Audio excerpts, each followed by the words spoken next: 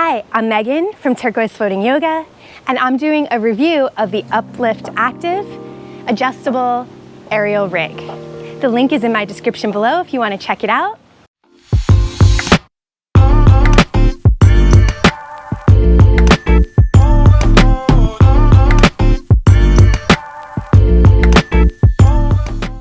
As you can see, I have mine set up outside, and I have it set up almost to the full 11-foot height setting. I've been really happy with it. I've been using it for about a month, and it feels nice and stable and has allowed me to practice much more consistently. So the reason I went with this one, as you know, if you're shopping for aerial rigs, there's a variety of different rigs, anywhere from a few hundred all the way up to a few $1,000s. And their differences are mainly in the materials that they use for the rig, as well as how many pounds that they have as far as their safety rating.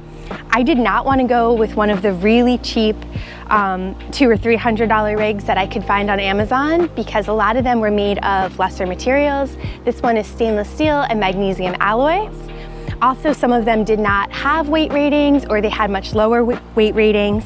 This one is rated for, their website says 1,555 pounds, which would give you a 10-to-1 safety rating if you are 155 pounds or less with all of your equipment. So I have mine set up with my aerial hammock, 2 daisy chains, and my stainless steel carabiners. So I'm figuring this probably adds another, let's say 15 pounds, putting me just under that. So I felt like this was a good choice for me. I'm not a professional rigger, so do your own research here, but it is going to come down to both your weight as well as the type of aerial that you want to do with your rig.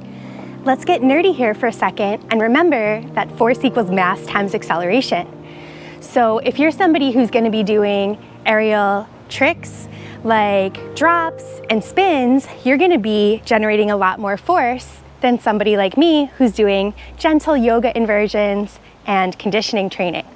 So when you're looking this up for yourself and you're really thinking about how much of a weight rating you need and how much of a buffer you want, if you want a 10-to-1 ratio or even more, those are the things to be thinking about.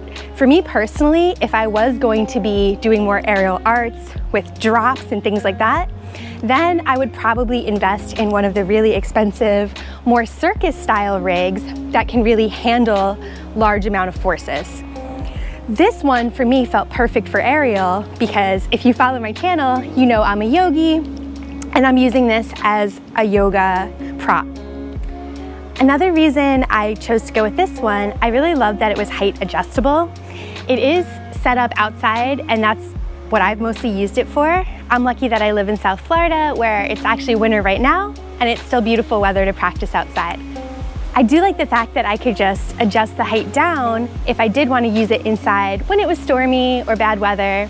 And I also like that I could pack it. I actually invested in the travel bags that you can upgrade to so that I can pack it with me if I go camping or want to practice aerial somewhere else.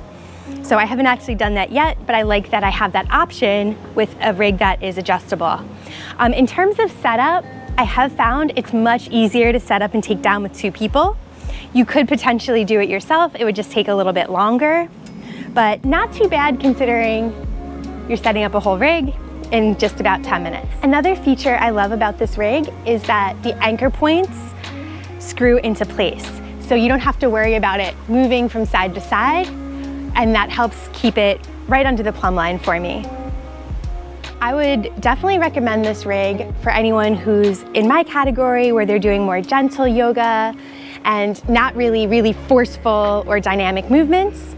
I've been really happy with it, and if you have more of a gentle practice like me, I would imagine this would meet your needs as well. So check out that link in the description if you're interested in this rig.